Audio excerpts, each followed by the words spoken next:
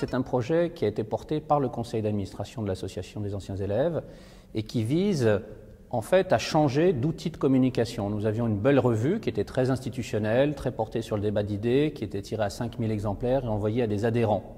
Cette revue, elle parlait assez peu des anciens élèves et assez peu de Sciences Po. Donc là, on a choisi de changer de perspective. Comme toutes les écoles importantes dans le monde, les grandes universités, nous avons décidé d'accompagner Sciences Po dans son développement.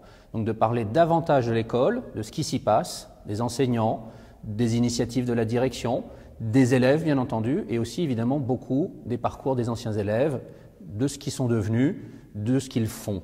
Voilà un petit peu l'objectif dans ce magazine qui sera tiré à 10 000 exemplaires et envoyé à tous les cotisants.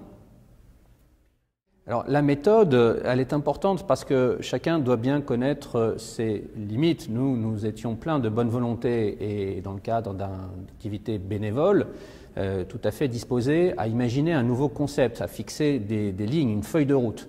Mais par contre, nous avions besoin à la fois de savoir ce que les anciens élèves voulaient et puis de nous adjoindre la compétence de personnes dont c'est le métier. Donc sur le premier point, nous avons fait des focus group, nous avons demandé à un certain nombre d'anciens élèves de nous parler de l'association, de ce qu'ils aimaient dans l'association et de ce qu'il fallait changer. Et c'est vrai que dans ce qu'il fallait changer, il y avait nos outils de communication. Donc on a commencé par les réseaux sociaux où on s'est développé sur LinkedIn, Facebook, Twitter. Mais c'est vrai que la revue, il y avait une attente très forte de passer à autre chose. Donc pour passer à autre chose, il nous fallait vraiment les conseils de quelqu'un dont c'était le métier. Et c'est pour ça que nous avons demandé à Marc Gézé-Gabel de nous accompagner, de nous aider à concevoir, à faire sortir, émerger, accoucher cette revue, ce nouveau magazine. Et c'est ce que nous avons fait dans un laps de temps assez limité, puisque finalement, c'est en 3-4 mois que nous avons créé ce nouveau magazine. On va retrouver dans ce magazine tout ce qui fait l'actualité de Sciences Po, au sens une actualité un peu lourde parce que ça reste un trimestriel, mais l'actualité qui nous intéresse, qui nous interpelle. Évidemment, on ne pouvait pas faire autrement que de dédier ce magazine et ce premier numéro à Richard Descoings.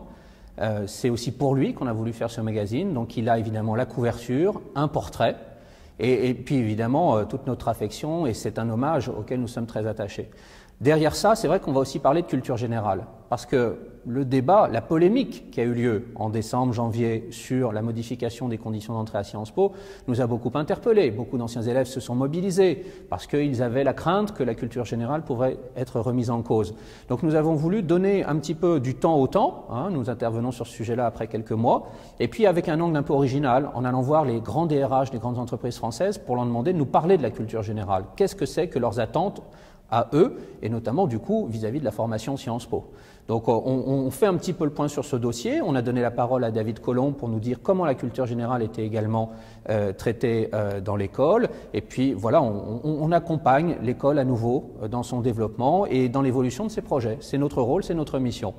D'autres sujets seront évoqués, la politique de fundraising. On a un dossier de 2 pages et on revient sur la dernière campagne parce que c'est important d'accompagner l'école dans son développement financier également. Et l'école a besoin des anciens élèves pour se développer. Et puis vous verrez, il y a plein d'autres rubriques, il y a beaucoup de diversité. Chacun pourra trouver des sujets qui seront à même de le passionner et de l'intéresser.